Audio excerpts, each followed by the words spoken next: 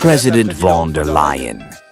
Ladies and gentlemen, Europe deserves better than silence, better than opacity, better than bureaucratic authoritarianism. For 6 years now, you've been running this commission with a Jupiterian verticality, cut off from reality, cut off from the people, cut off all too often from the values on which our continent was founded. Rejection is not an administrative error, it's an abuse of power. 35 billion euros of public money negotiated by SMS, without calls for tender, without mandate, without transparency. The European Court of Justice has confirmed this. You acted alone, outside any democratic framework. It's not just your fault. This fault is not yours alone. It symbolizes an even more serious drift, that of a Europe governed in the shadow of its peoples. Under your authority, the Commission has become the armed wing of private interests, militant NGOs, and anti-war ideologies, some of which are even alien to the foundations of our civilization. What you call transition, thousands of Europeans experience this as a punishment. What you call Green Deal, our farmers, craftsmen, and manufacturers are being strangled. And what you call European values all too often resemble the censorship of people who dare to think differently. So is this the Europe you defend, Madame? A Europe where decisions are taken without debate.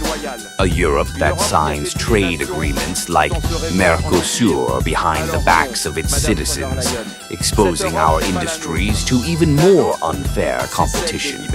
A Europe that weakens nations while dreaming of empire. So no, Miss von der Leyen, this Europe is not ours. Ours is about freedoms, respect for identities, sovereignty, and democratic choices. One that protects, builds, and listens, not one that imposes. Today, in good conscience, we will vote this motion of censure. This vote is not simply a gesture of opposition, it's an act of responsibility. Because it's no longer just about disowning you. It's about saying that another path is possible, a path where Europe once again becomes a project and a promise, not a system, a superimposition of standards and threats. The people of Europe don't need an all-powerful commission. They need a Europe that reflects them. And if this mandate is to end with a strong signal, then let it be the return of politics, the return of the people, the return of reality.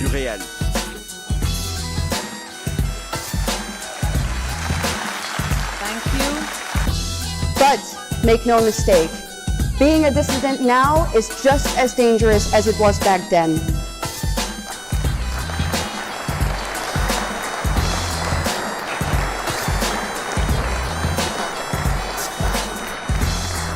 Our regime uses pretty words to hide their intentions, but they pervert and invert our definitions all the time. They say that to maintain peace in Europe, we need to go to war with Russia. They say that to protect democracy, we have to ban right-wing parties. And they say that to safeguard freedom of speech, they need to censor disinformation. Just like in Orwell's 1984, war is peace, freedom is slavery, ignorance is strength.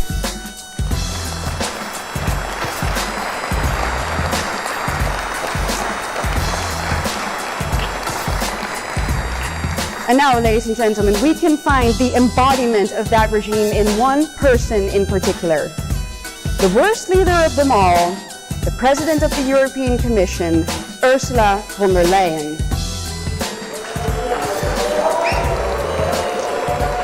Hello and welcome. I could listen to the Unhappy Kleptocrats curse all day long. It's like music to the ears. I was going to make a completely different style of report, but when I heard the EU MEPs cursing the wicked witch, my original idea went out the window. The way these people are cursing, it makes me wonder if they've been watching the Empire Report. I say that because they are repeating what we at the Empire Report have been saying from the start of this channel. I think we should have a little more, shall we? Okay, quickly. I base my point of order on rules 131 and 178. A motion of censure against the Commission has been tabled by over 72 individual members, not by political groups. Yet the Conference of Presidents decided to allow only one round of group speakers. Madam President, this cannot be reconciled with Group 131, which specifically foresees a genuine debate followed by 3 days of reflection. And it only makes sense if the members who initiated this motion are allowed to exchange arguments, not just listen to scripted statements by the president of the groups, not to mention the non-attached members who are excluded entirely.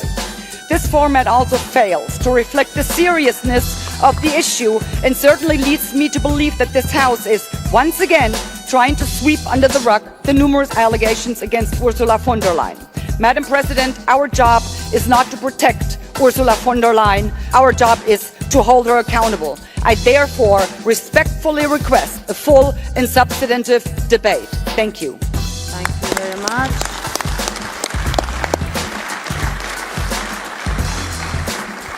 So we will proceed, and I give the floor first to the first signatory, Georgie Pipere. EU Parliament President Roberta Metsola ignores this point of order. Instead, everything must continue as predetermined. How much longer can our last remaining allies protect corruption President Ursula von der Leyen? Hi everyone. I just got out of chambers where we had a little discussion about the motion for censure against Ursula von der Leyen, that is a vote of non-confidence against her. Ursula von der Leyen had, of course, the opportunity to defend herself. And instead of saying, maybe I should have done this differently and maybe I should have been more transparent in regards to that, she did none of that. Instead, she repeated every single lie. She is just the best there is, and everything she did was absolutely necessary, and it was, of course, done in the right way. Well, to be honest, it was quite disgusting having to listen to her lies once more. But something remarkable happened after she was done defending herself. There were, a little applause from some of the members in the House, and then members of the House that really wanted to show her how much they supported her, they decided to give her a standing ovation. Oh my God, that failed miserably. There were only 30, 40 MEPs tops that actually got up. And once they realized what a horrible look that is, how ridiculous that looks, and that Ursula von der Leyen does not have the support she thought she had in the House, they swiftly sat back down, probably hoping that no one had noticed. America got 4 more years of Trump. We, here in Europe, got 5 more years of Ursula von der Leyen.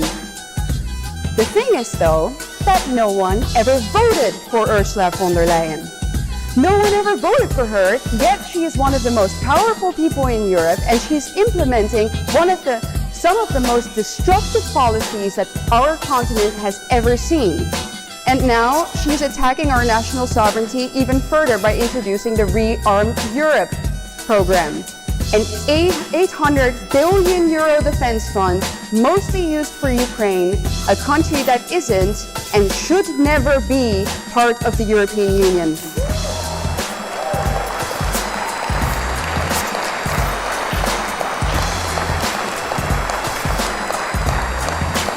And last but not least, when are we ever going to see those text messages in which she closed a 35 billion euro deal with Albert Bourla, the CEO of Pfizer?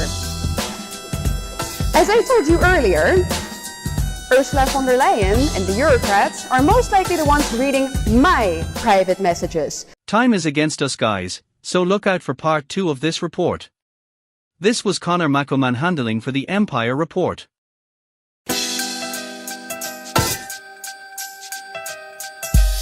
Well, it's that slow flow, D-O-double-G, nigga. See these other fools, but you can't see me, nigga. Who am I? It's corrupt, motherfucker. Do or die. We give the fuck, motherfucker. So slow your roll, I'm in control like Janet. The locust 21-year-old nigga that's on this planet. Take it for granted if you wanna, cause I'm gonna grab my strap and clear the corner.